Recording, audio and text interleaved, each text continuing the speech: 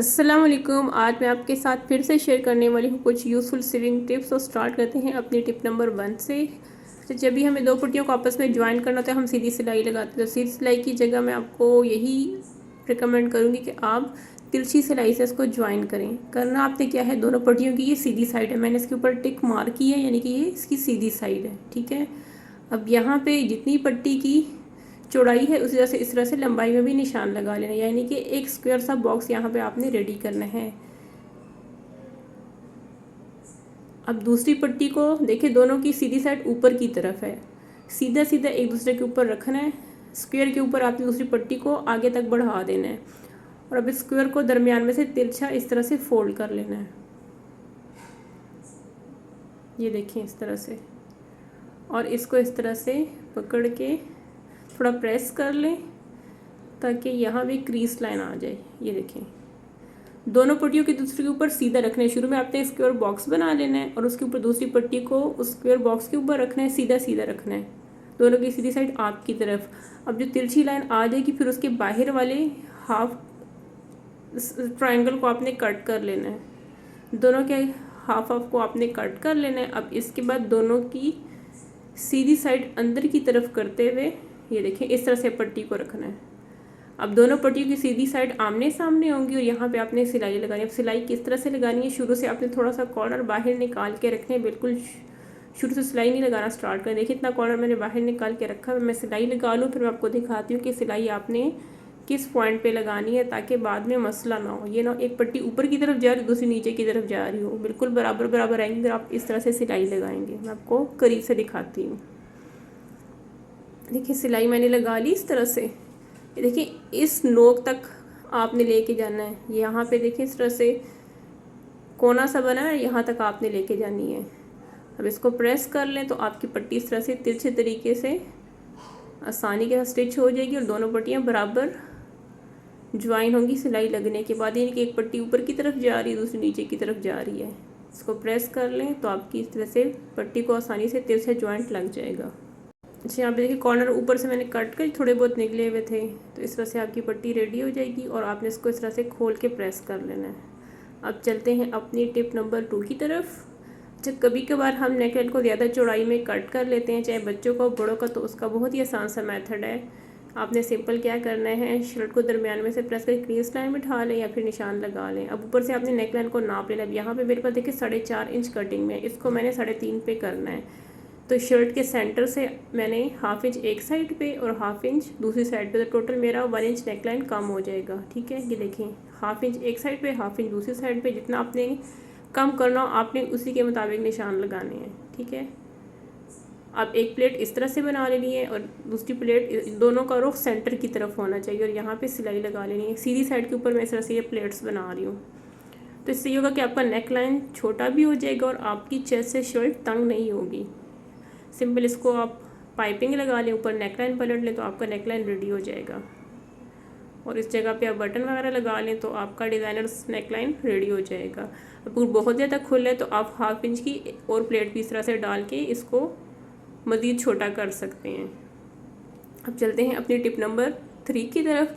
अच्छा, यहाँ पे मैं आपको बिल्कुल जो बारीक वाली पाइपिंग होती है वो बनाना सिखाऊंगी, लेकिन इसमें हम फैब्रिक को नीचे से कट नहीं करेंगे बल्कि उसको घुमाते हुए ऊपर ले जाएंगे। जिस तरह से टेलर्स लगाते हैं वो नीचे से अलग-अलग पाइपिंग कट करके नहीं लगाते बल्कि उसको नीचे वाले पार्ट से घुमाते हुए ऊपर की तरफ ले जाते हैं। तो बहुत ही आसान सा मेथड है, बजाय आप उस तरह से नीचे से इसको फिनिशिंग देते फिरें तो आप ये वाला मेथड यूज़ करें। बाकी सिंपल उसी तरह से मेथड है। यहाँ पे आपने तिरछे कट लगाने हैं और पाइपिंग आपने बारीक पलटनी है, सिर्फ जो इंचेस में एक पॉइंट होता है ना उतनी बारीक पर पाइपिंग यहाँ पे पलटनी है। तो इस तरह से आपने सेंटर में निशान लगाना है, फिर एक साइड पे दूसरी साइड पे, और तिरछे कट लगाने के बाद इस पट्टी को आपने इस तरह से, ये देखें इस तरह से पट्टी थी ना, इसको आपने इस तरह से पूरा खोल लेना। ये देखें, और जब आप तिरछे कट लगाएंगे ना, बहुत ज़्यादा डीप कट नहीं लगाने, तिरछे एहतियात से लगाने हैं। ठीक है, इसको बिल्कुल आपने खोले, देखिए लाइन बिल्कुल आपकी सीधी होनी चाहिए। यहाँ पे प्लेट्स ही बनी, इसको हटाते हुए देखें ये 2 प्लेट्स इस तरह से बिठा लें यहाँ पे, और ये लाइन आपकी बिल्कुल सीधी हो इस तरह से। जब आप तिरछे कट लगाएंगे ना तो ऑटोमेटिकली खुद ही सीधी हो जाती है, कोई इशू नहीं होता है इसमें। अब इसको आप सीधी पाइपिंग लगा लें, आपका आसानी से बन जाएगा। मैं आपको बताती हूँ पाइपिंग। मैं इसको इस तरह से फैब्रिक स्टिच कर लूँ।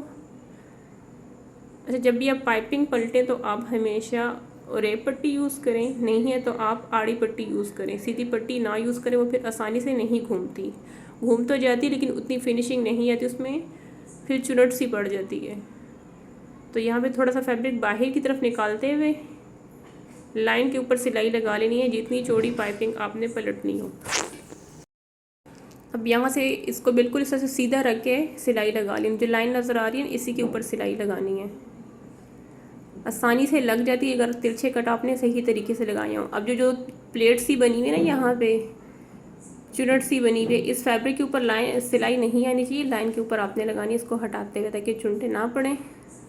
और यहाँ पे पाइपिंग के फैब्रिक को इस तरह से स्टिच कर लेना है। तो इसमें ये होगा कि ना आपको नीचे से फिनिशिंग देने की ज़रूरत नहीं पड़ेगी। पट्टी आपकी ऊपर तक घूम जाएगी पाइपिंग। यहाँ पे देखें, बस ये सिलाई आपने ध्यान से लगानी है, बाकी तो बहुत ही आसान होती है। पाइपिंग हर कोई पलट लेता है, यहाँ से फिनिशिंग लाने वाली मेन चीज़ होती है। बस इन दो जो चुरट सी पड़ी है इनको हटाते हुए आपने सिलाई लगानी है, इसके ऊपर सिलाई नहीं लगानी। ठीक है, इस तरह से सिलाई लगा ली। अब इसकी पाइपिंग मैं निकालूँ, फिर मैं आपको दिखाती हूँ कि यहाँ से आपने किस तरह से इसको सिलाई लगानी है। ये देखिए, इस तरह से आपकी सीधी सिलाई लगेगी।